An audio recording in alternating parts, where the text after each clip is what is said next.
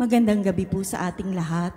Malugod na pagtanggap sa St. Joseph Parish gagalangin sa ika-6 at kalahati ng gabing banal na misa na may liturhiya ngayong Lunes sa ikalawang linggo ng Pasko ng Pagkabuhay.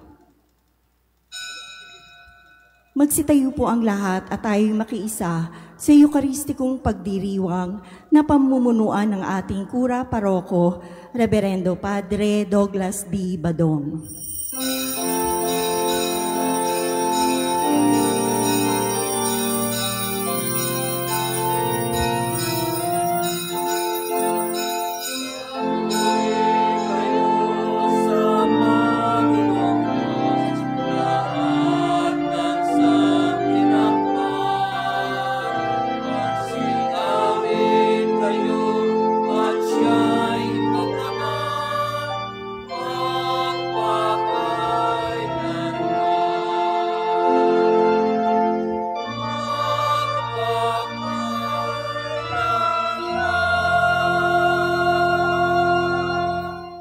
Sa ngalan ng Ama at ng Anak at ng Espiritu Santo. Amen. Ang pagpapala ng ating Panginoong Hesukristo, ang pag-ibig ng Diyos Ama, at ang makikipagkaisa ng Espiritu Santo naway sumainyong lahat. At sumayo rin. Mga kapatid, aminin natin ang ating mga kasalanan upang tayo'y maging marapat gumanap sa banal na pagdiriwang. Inaamin ko sa mapangyarihang Diyos at sa inyo mga kapatid na lubha akong nagkasala sa isip, sa salita at sa gawa at sa aking pagkukulang. Kaya isinasamo ko sa mahal na Birheng Maria, sa lahat ng mga anghel at mga banal, at sa inyo mga kapatid na ako'y ipanalangin sa Panginoong ating Diyos. Kaawaan tayo ng makapangyarihang Diyos, patawarin tayo sa ating mga kasalanan at patnubayan tayo sa buhay na walang hanggan. Amen. Panginoon, kaawaan mo kami. Panginoon, kaawaan mo kami. Kristo, kaawaan mo kami. Kristo, kaawaan mo kami. Panginoon, kaawaan mo kami. Panginoon, kaawaan mo kami. Manalangin tayo. Ama naming makapangyarihan, lakas loob ka naming tinatawagan, sa ngalan mong Ama naming banal. Sa kalooban namin ay panahanin mong lubos ang iyong Espiritong sa aming kumukupkop, upang sa lupaing ipinangako kami makapasok. Sa pamamagitan ni Jesucristo, kasama ng Espiritu Santo, magpasawalang hanggan. Amen.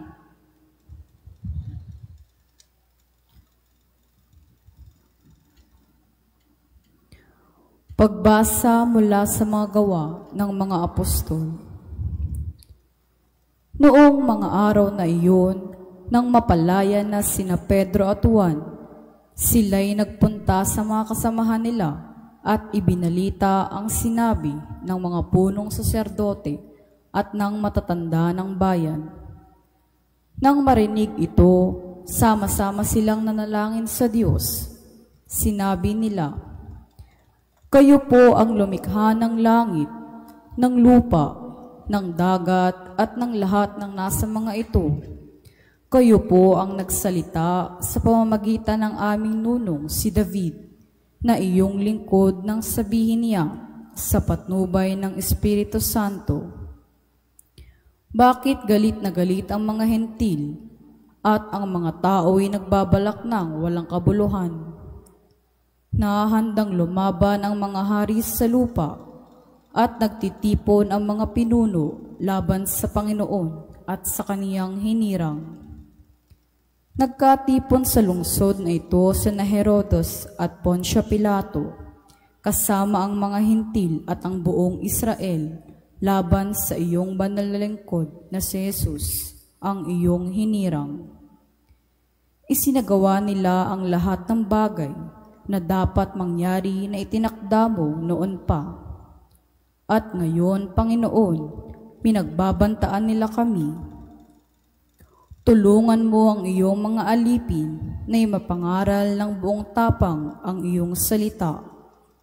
Iunat mo ang iyong kamay upang magpagaling at loobin mo na sa pangalan ng iyong banal na lingkod si Jesus ay makagawa kami ng mga kababalaghan.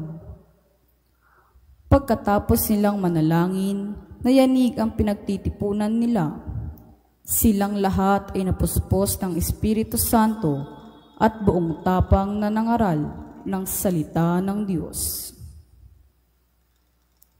Ang salita ng Diyos. Salamat sa Diyos. Mapalad ang may tiwala sa Panginoong dakila. Mapalad ang may tiwala sa Panginoong dakila. Bakit nagbabalak itong mga bansa na sila'y mag-alsa? Anong kabuluhan ng lahat ng itong binabalak nila? Mga hari nila ay naghihimagsik at nagkakaisa na ang Panginoon at ang kanyang hirang ay bakahin nila. Pagsikapan nating tayo ay lumaya sa pagkaalipin at ating igupo ang pamahalaang sumakop sa atin. Mapalad ang may tiwala sa Panginoong dakila. Sa trono ng langit, nagtawa ang poon ng iyong sabihin, at sila'y kinutya sa kanilang balak na mahirap gawin. Sa galit ng Diyos, sila'y buong bagsik na pinangusapan. Sa tindi ng puot, yaong mga hari ay nahintakutan. At tungkol sa akin ay kaniyang sinabi, sa bundok kong mahal, sa tuktok ng Sion, aking iniluklok ang haring marangal. Mapalad ang may tiwala sa Panginoong dakila. Ganito ang sabi ng lingkod ng poon na harin sa Sion, aking ihahayag ang pinag-uutos nitong Panginoon. Ikaw ang anak kong pinakamamahal, at magmula ngayon, ako naman ito ang giliw mong ama sa habang panahon. Hingin mo sa akin ang lahat ng bansa, at ibibigay ko anumang narito sa buong daigdig ay magiging iyo. Pamahalaan mo ng kamay na bakal ang lahat ng ito. Tulad ng palayok, durugin mo sila sa mga kamay mo. Mapalad ang may tiwala sa Panginoong dakila.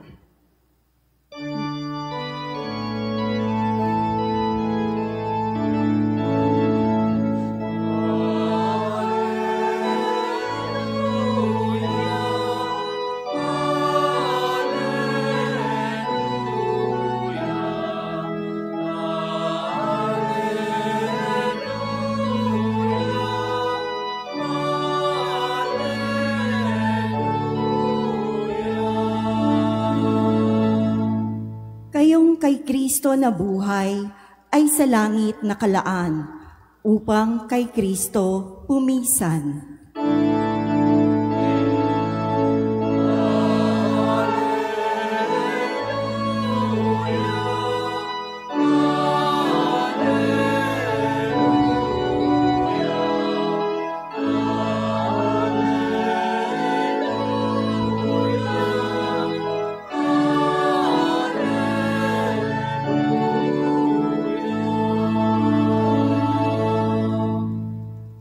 Sumainyo ang Panginoon. At sumayo rin. Ang mabuting balita ng Panginoon ayon kay San Juan.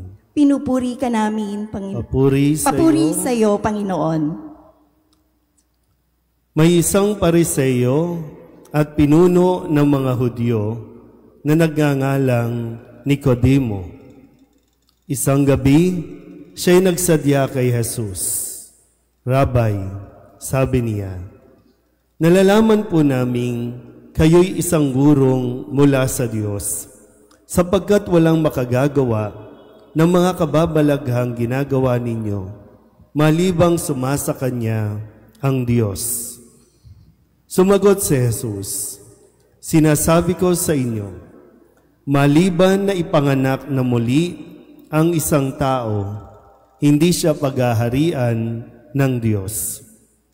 Paano pong maipapanganak na muli ang isang tao kung matanda na siya? Makapapasok pa ba siya sa tiyan ng kanyang ina para ipanganak uli? Tanong ni Nicodemo.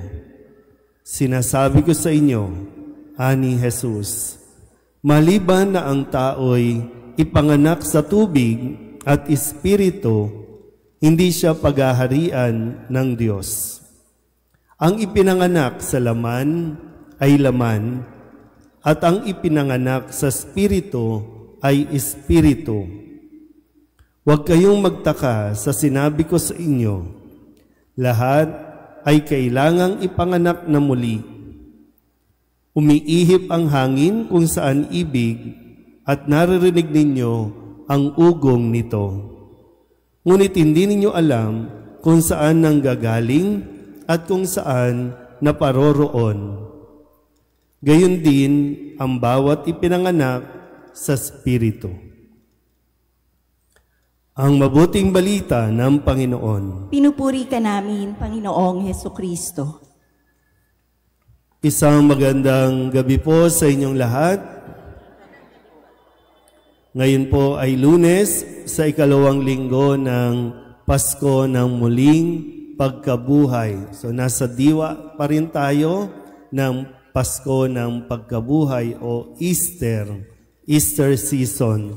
Kung kaya, bagamat ang ating ebanghelyo ay hindi pa nagaganap dito ang pagpapakasakit, pagkamatay at muling pagkabuhay, pero sa diwa ng Pasko ng muling pagkabuhay ay maunawaan natin yung hinihiling sa atin o yung ibinibigay na mensahe ng ating ebanghelyo ngayon, kung saan si Nicodemo ay nagtatanong kay Jesus tungkol sa muling pagkabuhay o muling pagsilang.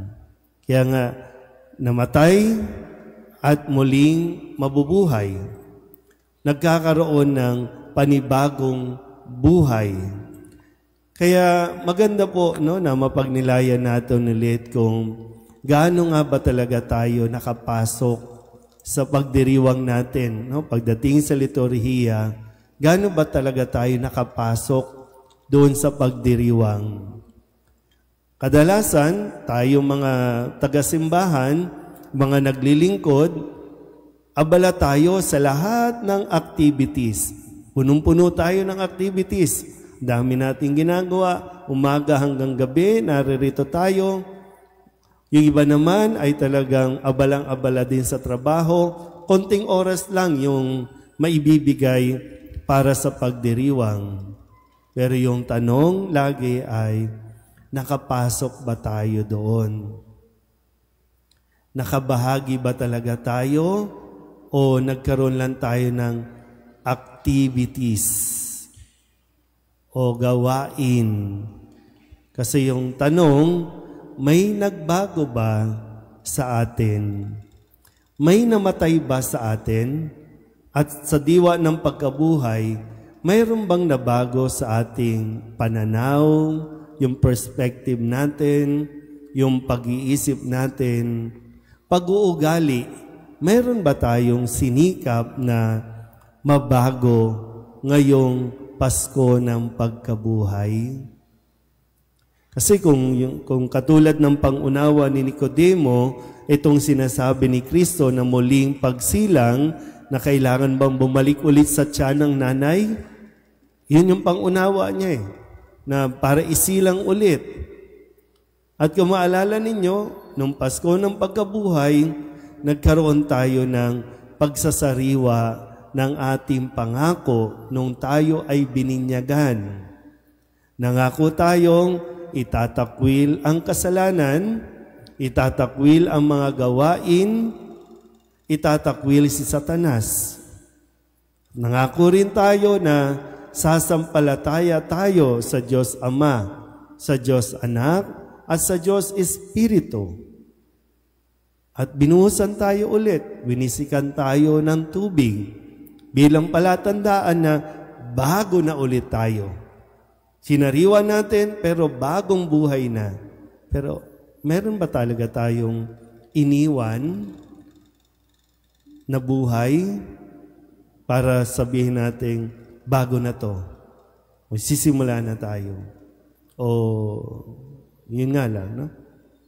Wala. So, nasaan ba tayo doon talaga? Para bang, nagpasko ng pagkabuhay, nag-Easter, o ano na? Hihintayin na naman natin yung next year para mag-Easter tayo? So, nawa, no? Lagi yung paanyaya ni Jesus ay tanggapin natin para sa ating pananampalataya, tanggapin natin si Kristo. Dahil si Kristo ang nagbibigay ng bagong buhay sa bawat isa sa atin. Amen? Magsitayo po ang lahat. Sa pamamagitan ng ating binyag, sa ngalan ng Ama at ng Anak at ng Espiritu Santo, tayo ay naging mga anak ng Diyos. Bilang mga tagapagmanang kasama ni Kristo, makalalapit tayo sa ating Ama ng may pagtitiwala. Ang ating itutugon, Ama, dinggin mo ang iyong mga anak. Ama, dinggin mo ang iyong mga anak. Ang simbahan sa lupa, naway mabuklod upang maging salamin ng ganap na pagkakaisa ng Santatlo, ang kaisahan ng pag-ibig ng Diyos. Manalangin tayo sa Panginoon. Ama, dinggin mo ang iyong mga anak. Ang mga binyagang Kristiyano, naway lumago sa kanilang pamumuhay bilang Kristiyano. Manalangin tayo sa Panginoon. Ama, dinggin mo ang iyong mga anak. Ang mga alipin ng takot, naway maging malaya bilang mga anak ng Diyos. Manalangin tayo sa Panginoon. Ama, dinggin mo ang iyong mga anak. Ang mga walang pananampalataya, naway sikapin nating mahikayat sa pananampalataya at pagpapabinyag. Manalangin tayo sa Panginoon. Ama, dinggin mo ang iyong mga anak. Ang mga kapatid nating namayapa, naway muling mabuhay sa kaluwalhatian ng banal na Santatlo. Manalangin tayo sa Panginoon. Ama, dinggin mo ang iyong mga anak. Idulog din natin sa Panginoon ang ating mga personal na kahilingan at mga panalangin para sa ating mga pamilya, kasama din ang mga kahilingan ng mga nanonood sa online. Lahat ng mga misang pasasalamat, special na intensyon, agarang paggaling ng mga may sakit, lahat ng mga kaluluwa, lalo na ang kaluluwa ng ating Santo Papa Francisco.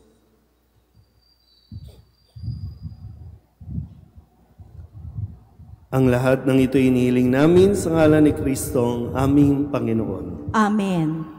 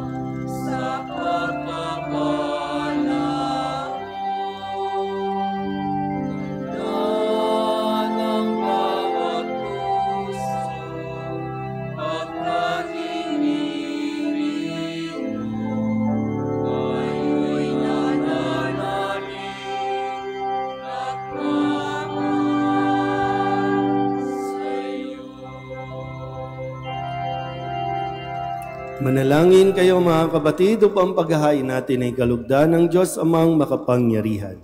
Tanggapin nawa ng Panginoon itong paghahain sa iyong mga kamay sa kapurihan niya at karangalan sa ating kapakinabangan at sa buong sambayanan niyang banal.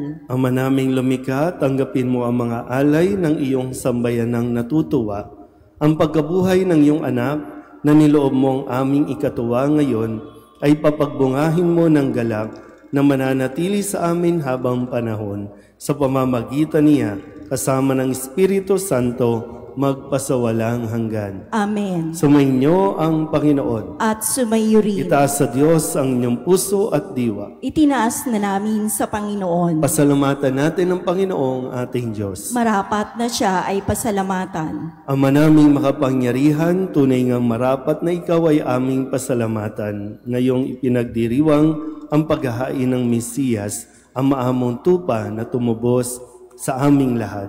Sa paghahain ng sariling buhay at sa pagkabuhay ng anak mong mahal, nabuksang ganap ang iyong tahanan at kaming pinaghaharian mo'y naging kasambahay. Sa pagkamatay niya sa krus, nalupig ang kamatayan. Sa kanyang pagkabuhay, naging buhay siya ng tanan. Kaya kaysa ng mga anghel na nagsisiawid ng papuri sa iyo, nang walang humpay sa kalangitan, kami nagbubunyi sa iyong kadakilaan.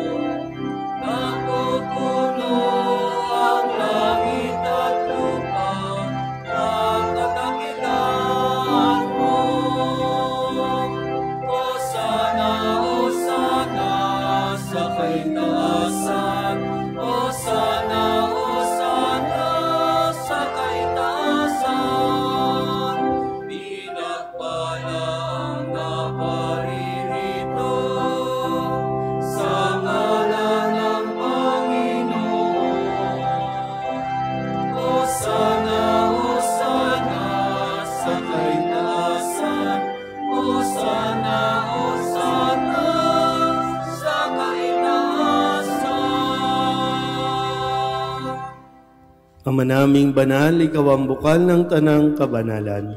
Kaya't sa pamamagitan ng iyong Espiritu, gawin mong banal ang kaloob na ito upang para sa aming maging katawan at dugo ng aming Panginoong Hesukristo.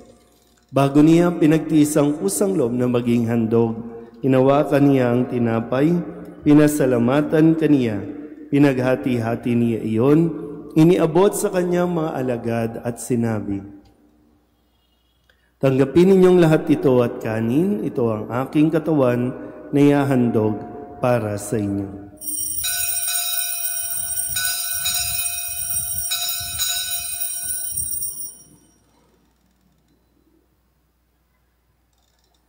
Gayun din naman nang matapos ang hapunan, hinawakan niya ang kalis, muli kaniyang pinasalamatan. Iniabot niya ang kalis sa kanyang mga alagad at sinabi, "Tanggapin ninyong lahat ito at inumin. Ito ang kalis ng aking dugo, ng bago at walang hanggang tipan. Ang aking dugo na ibubuhos para sa inyo at para sa lahat, sa ikapagpapatawad ng mga kasalanan. Gawin ninyo ito sa pag-alaala sa akin."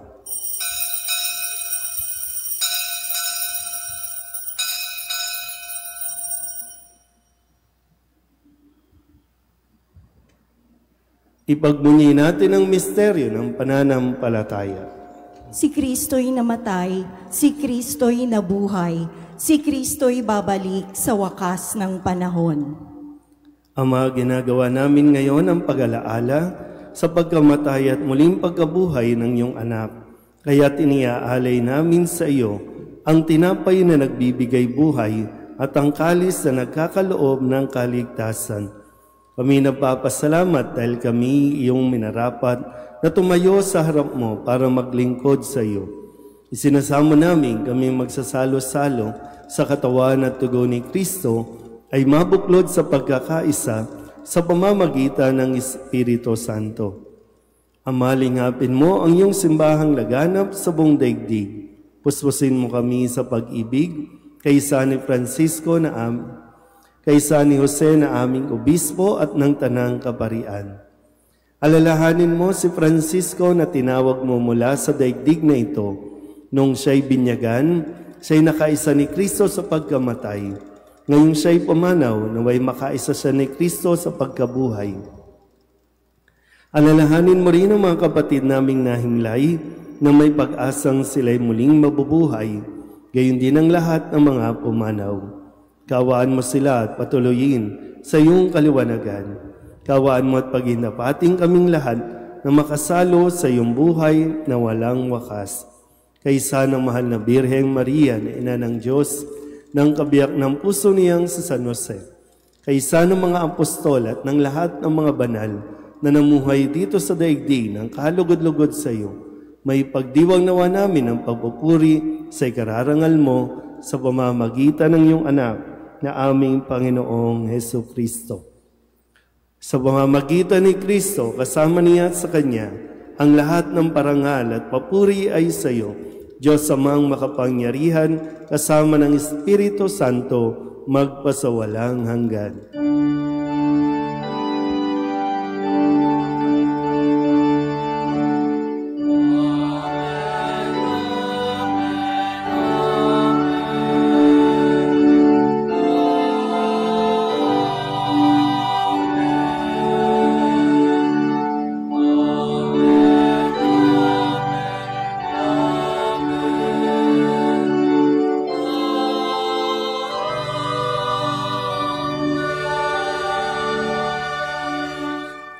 Sa tagabili ng manakagagaling na utos at turo ni Jesus sa Panginoon natin at Diyos, ipahayag natin ang lakas loob.